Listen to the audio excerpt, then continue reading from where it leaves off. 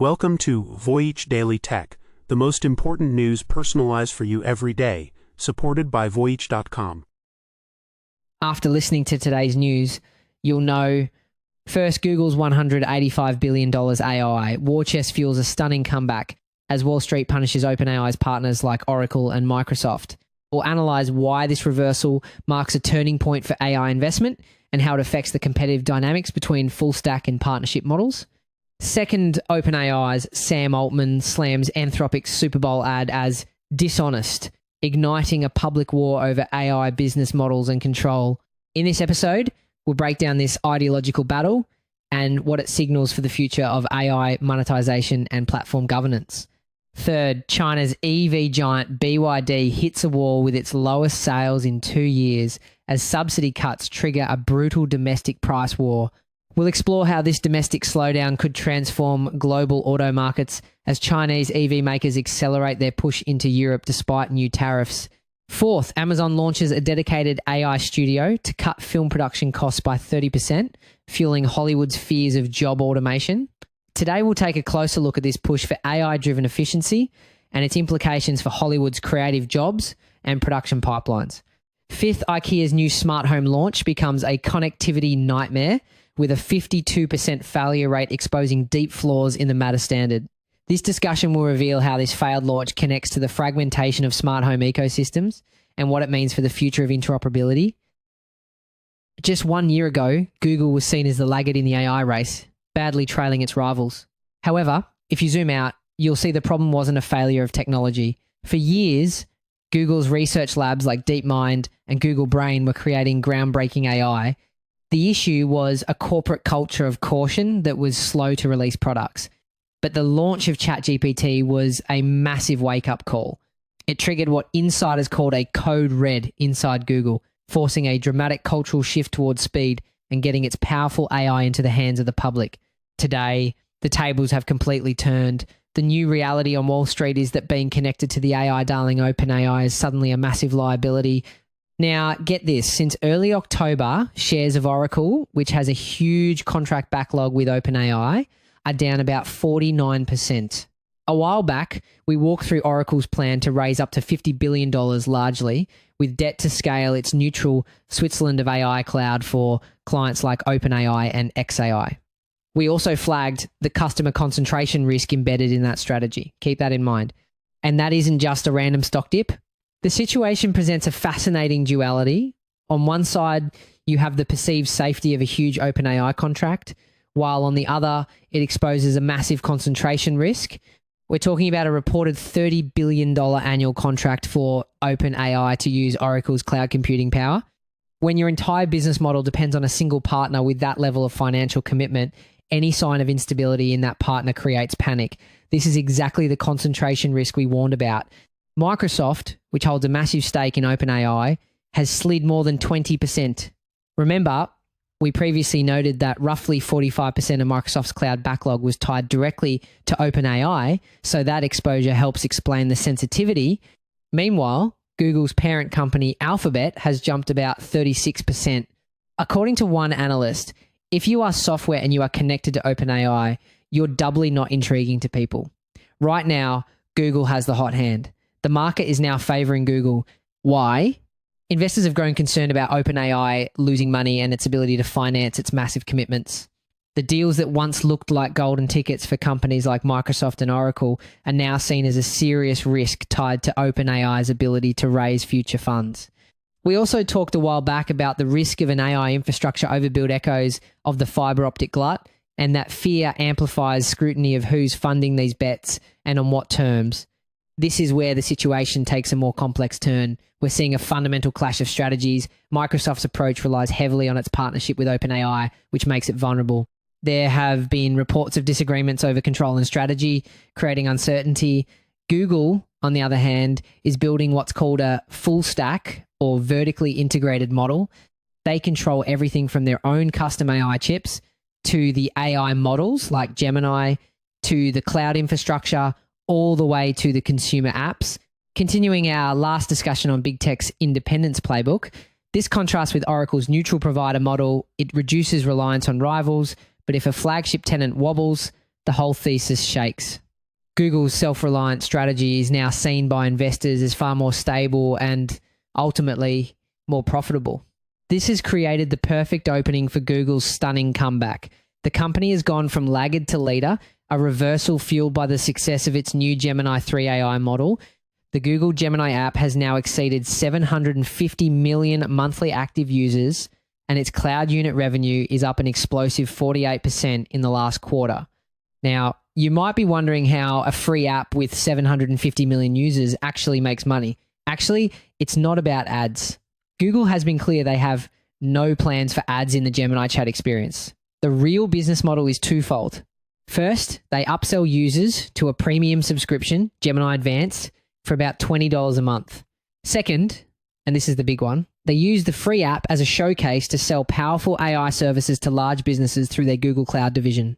The confidence inside Google is so high that the company is justifying a potential doubling of its capital expenditures in 2026 to an eye-watering $175 to $185 billion, a result of massive investments into its own AI computing power. As we mentioned a while back, cash-rich players like Google can finance this largely from their own reserves, very different from Oracle's debt-heavy approach that had bond markets on edge. To put that number in perspective, that level of investment is comparable to nation-state projects like the Apollo program that put a man on the moon. Research shows this money is going toward a complete AI infrastructure build-out, tens of billions for custom AI chips, tens of billions for new data centers, and tens of billions for renewable energy projects to power it all. This is a full-blown AI arms race. We previously cautioned that an industry-wide build-out could overshoot, but here's the key update. Google's usage and cloud growth are already showing tangible payoffs, which is exactly what investors want to see. As CEO Sundar Pichai stated, Google's AI investments are now driving revenue and growth across the board. The story is no longer about Google catching up. The new narrative emerging on Wall Street is a dramatic power shift where Google's deep war chest and self-reliant strategy are making it the clear favorite in the AI war. We've just laid out the high-level strategic war in AI, but now a very public, very personal battle is erupting between two of its key figures. The CEO of OpenAI, Sam Altman, just went on the record calling his biggest rival's Super Bowl ad clearly dishonest. In a public statement, Altman slammed the campaign from Anthropic, a company founded by former OpenAI executives who left over safety disagreements. We've talked about that split before, and it still defines the subtext here. Believe it or not, this isn't just another corporate squabble. Anthropic's decision to run a Super Bowl ad marks a huge moment for the AI industry. It's a sign that these companies are moving beyond tech circles and are now fighting for the hearts and minds of the mainstream public. Think of it like Apple's famous 1984 ad, using a massive stage to frame a complex debate about the future of technology. And a while back, we noted something else. The money behind this rivalry is tangled. Top-tier investors like Sequoia are backing both OpenAI and Anthropic, a rare hedging strategy that breaks the old rules and signals just how uncertain the outcome of this race really is. The conflict ignited over Anthropic's ads, which suggested that other AI companies, widely interpreted as OpenAI, would clutter their products with deceptive, sponsored content. Anthropic promised its AI, Claude, would remain ad-free. When shared back as a funding both sides, a message like that doesn't just target a competitor, it puts co-investors on the spot too. What really brought this to a head was the exposure of two fundamentally different visions for how AI will be paid for. OpenAI is pursuing what's called a freemium model, where a basic version is free for everyone, supported by ads and a paid premium tier. Anthropic, on the other hand, is betting on a pure premium subscription model. You pay, you get the service, no ads. This ad was Anthropic's way of drawing a line in the sand and telling the world that their model protects users from the influence of advertisers. And as we discussed a while back, Anthropic baked safety first into its corporate DNA by structuring as a public benefit corporation. But the commercial pressure is real. Dario Amodei recently touted that Anthropic pulled in close to $10 billion in revenue. A reminder that even safety-first players are in a high-speed, high-stakes market. But Altman's response was a bombshell. He called the ad on brand for Anthropic doublespeak, accusing them of using a deceptive ad to critique theoretical deceptive ads that are not real. He stated flatly, "We would obviously never run ads in the way Anthropic depicts them. We are not stupid, and we know our users would reject that. However, there's another layer to this. While OpenAI promises a wall between ads and AI answers, history suggests this is incredibly difficult. Experts call it ad creep. We saw it with Google Search, which started with a clear separation, but over time, the line between paid ads and organic results became blurrier and blurrier. The technical challenge of preventing advertising dollars from subtly influencing an AI's output over the long term is a massive and perhaps unsolvable problem. Then he went for the jugular, framing this as a class war for the future of AI. Altman claimed Anthropic serves an expensive product to rich people, while OpenAI is committed to free access for everyone. To back it up, he dropped a staggering number. More Texans use ChatGPT for free than total people use Claude in the US. It's a sharp contrast and, as we flagged earlier, an awkward one given that some of the same investors are effectively betting on both narratives at once. This is the core of their ideological battle. Is AI a public utility that should be accessible to all, even if that means being supported by ads with all their potential risks of manipulation and privacy concerns? Or is it a premium tool where users who can afford it get a cleaner, more controlled experience, potentially widening the digital divide? Altman is betting that the democratic appeal of free for everyone will win out. The rabbit hole goes deeper. Altman alleges this is about control, stating Anthropic wants to write the rules themselves for what people can and can't use AI for. He escalated the rhetoric, warning that an authoritarian company won't get us there on their own, calling it a dark path. Interestingly enough, there's a kernel of truth to the control argument, but it's more complicated than it sounds. Anthropic's terms of service are famously strict. For example, they explicitly prohibit developers from using their AI, Claude, to build a competing product. From Anthropic's perspective, this isn't authoritarianism, it's a safety measure. It's a governance model designed to prevent misuse and ensure responsible development. So you have one side arguing for permissionless innovation and the other for controlled safety. As we mentioned a while back, that posture flows from their safety-first public benefit corporation setup now colliding with the growth pressures that come with massive funding and headline revenue. Altman finished by drawing a clear line in the sand, positioning OpenAI as the champion of innovation against a company that wants to gatekeep technology. His final message was a direct challenge. This time belongs to the builders, not the people who want to control them.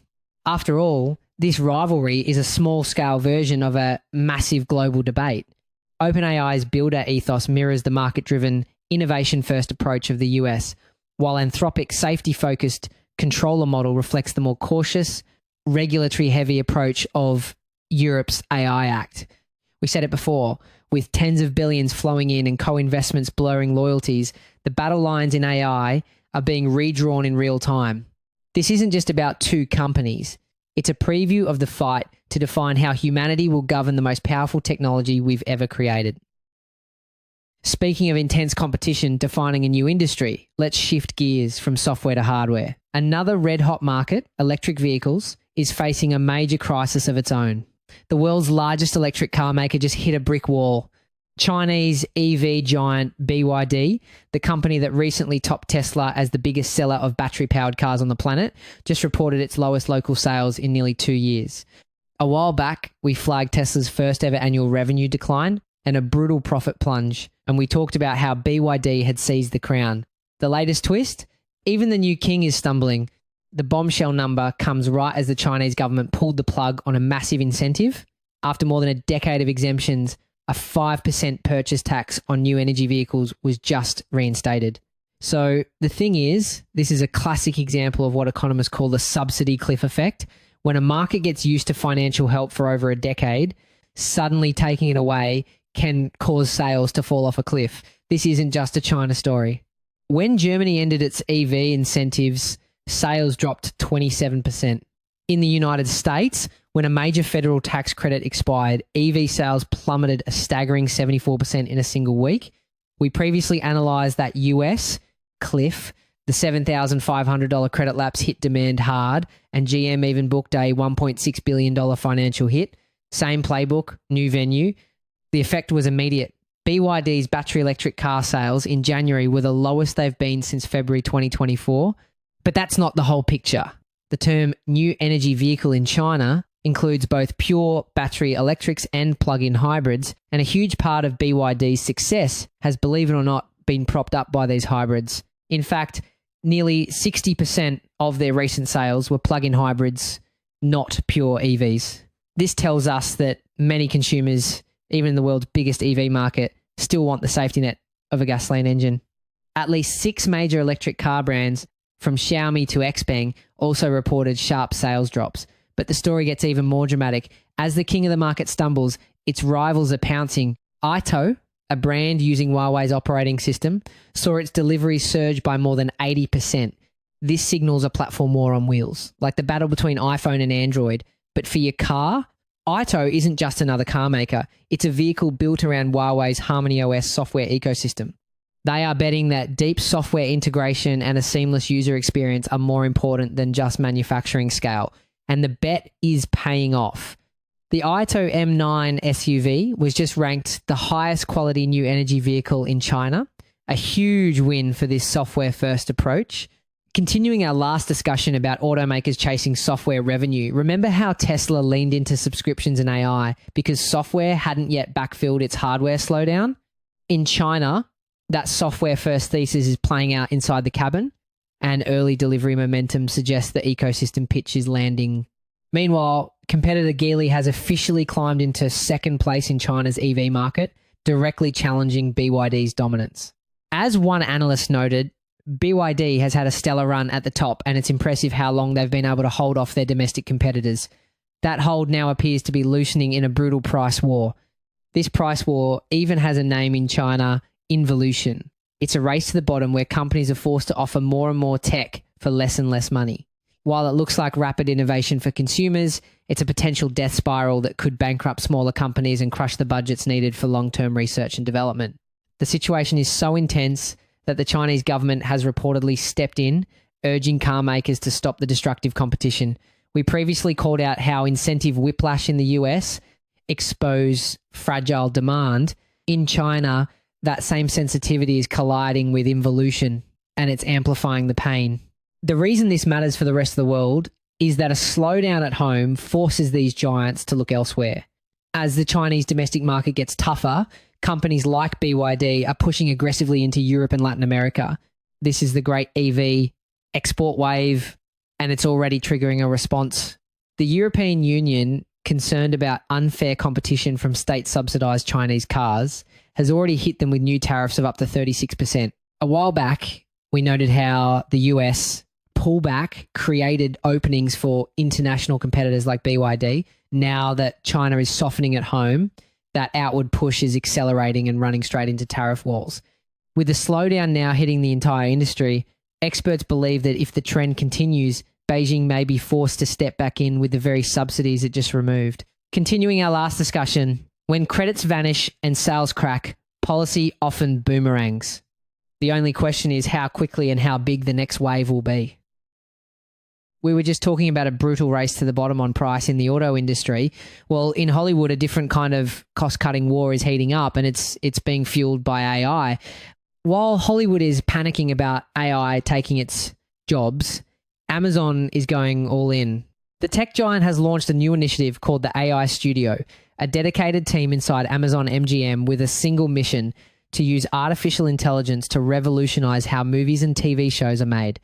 A while back, we talked about Amazon's broader AI play automation on multiple fronts, and today's move is that same strategy applied directly to the studio lot. Let's start with a single statistic that puts this into perspective. The reason this is such a big deal is the sheer amount of money involved. Analysts at Morgan Stanley project that generative AI could lead to cost reductions of up to 30% in film and TV production. When you're talking about blockbuster budgets, that's a massive incentive. The move is a direct response to what one executive calls spiraling production budgets. Veteran entertainment executive Albert Cheng, who is leading the charge, stated, "The cost of creating is so high that it really is hard to make more, and it really is hard to take great risk. The goal is to use AI to streamline the creative process, cut costs, and ultimately make more content." So what does streamlining the creative process actually mean for the people on the ground? This isn't just about big name actors. The biggest immediate impact is on what are called below the line jobs like visual effects editing and sound design. We previously analysed how Amazon's automation push hits both white-collar and blue-collar work at the same time, robots in warehouses and AI in corporate roles, and today's AI studio extends that pressure into Hollywood's craft. Pipeline. Research shows that 75% of industry bosses have already eliminated, reduced, or consolidated jobs after introducing AI. This is a huge concern for unions like IATS, who worry that the pipeline of skilled mid-level creative talent is being hollowed out. And if you want to know how serious Amazon is about AI and efficiency, consider this. The company recently cut 30,000 corporate jobs, its largest layoff in history, and pointed to the successes of AI as one of the reasons. Continuing our last discussion, those cuts amounted to nearly 10% of Amazon's corporate staff and hit divisions from AWS to Prime Video. We previously flagged how leaders framed AI as the driver, while critics called it AI washing, a convenient label for cuts that were already coming. At the World Economic Forum, top executives told Reuters the same thing, and a big majority of employees agreed. The restructuring also aligns with AWS prioritizing higher margin AI services and rolling out its own coding tools like Code Whisperer to automate developer work. When we place Amazon's startup branding alongside its recent mass layoffs, the contradiction becomes clear. The company is framing its AI studio as a nimble, innovative, two-pizza team startup, but this stands in stark contrast to the reality of those massive layoffs, which were justified by AI-driven efficiencies. It suggests the startup feel is a PR strategy to soften what is essentially a top-down corporate mandate to slash production costs across the board. As we noted a while back, this is part of a broader delayering and AI-powered manager purge marketed as agility. This is the core of the conflict shaking Hollywood. On one side, you have A-list actors like Emily Blunt expressing fears that AI will make their jobs obsolete. On the other, you have Amazon publicly embracing the technology, even while insisting that humans will remain central to the creative process. The real turning point in their strategy is how they plan to do this without losing control of its valuable characters and stories. They're building what's being called an IP walled garden. Instead of using public AI models, they are developing proprietary AI trained exclusively on their own vast content library. This creates a feedback loop that locks out competitors and ensures that any new content generated by the AI remains their intellectual property, protected by emerging laws designed to control digital likenesses. But this isn't just a plan for the future. The AI studio is already working with producers from films like Maleficent and talent from shows like The Big Bang Theory to build its tools. And there's a concrete timeline. A closed beta rolls out in March, with first results expected by May. Now, here's where it gets interesting. The big technical hurdle is solving what's called the last mile problem. Consumer AI video tools are impressive, but they struggle with consistency. A character's face or clothing might change from one shot to the next, a phenomenon known as character drift. For a professional movie, that's unusable. Amazon's studio is focused on cracking this problem, creating tools that can maintain character consistency and integrate directly into professional editing software. The answer is already on your screen. For the second season of the hit series House of David, the director used AI combined with live action footage to create massive battle scenes, seamlessly expanding the scope of the show at a lower cost. The AI revolution in Hollywood isn't coming. It's already here. Amazon is building a walled garden to control its AI. But what happens when a company bets everything on an open, universal standard? Well, for Ikea, it's become a connectivity nightmare. A user just posted a number about Ikea's brand new smart home gear. That is an absolute bombshell. Out of 60 new smart buttons they tried to set up, only 31 actually connected. That's a staggering 52% success rate. To hit that signature low price, some experts believe compromises might have been made on critical hardware components, like the quality of the antennas or processing chips. This highlights a huge tension in the industry, the push for mass market affordability versus the engineering precision required for a reliable connection. This isn't an isolated case. IKEA's highly anticipated ultra-cheap line of smart devices, which was supposed to revolutionize the market, is reportedly failing for users everywhere. Customer forums and even IKEA's own product review pages are filled with frustrations. One reporter for The Verge said it took 7 attempts just to connect a single light bulb. Another device connected to Amazon, Alexa, then promptly fell off the network and refused to repair. Some sensors flat out refused to connect to anything, even IKEA's own Dirigira hub. This decision brings both potential benefits and comes with inherent risks. For IKEA, it was a massive high-stakes bet. The company intentionally moved away from its own stable, proprietary smart home system called Zigbee to go all in on this new Matter standard. The strategy was to dominate the entry-level market by making products that work with everything. It was a calculated risk, but unlike competitors such as Philips Hue, who were being more cautious, IKEA dove in headfirst, and now they're hitting the rocks. If that was just the appetizer, the main course is just being served. This is where the problem gets much bigger. These aren't just any smart gadgets. This is IKEA's first major push into Matter over Thread, the new universal standard that was supposed to finally make the smart home simple. The promise was that these devices, some starting at just $6, would connect seamlessly to Apple Home, Google Home, or Amazon Alexa without any hassle. It was meant to be the end of compatibility headaches. But to understand the failure, you have to look under the hood. Matter over Thread has two parts. Matter is the language the devices speak, but Thread is the special low-power network they use to talk to each other. The dirty secret of the smart home is that major companies like Apple, Google, and Amazon have each built their own separate walled-off Thread networks. They don't talk to each other. So when you try to connect a new device, you're not joining one big happy network, you're trying to get past the bouncer in an exclusive club.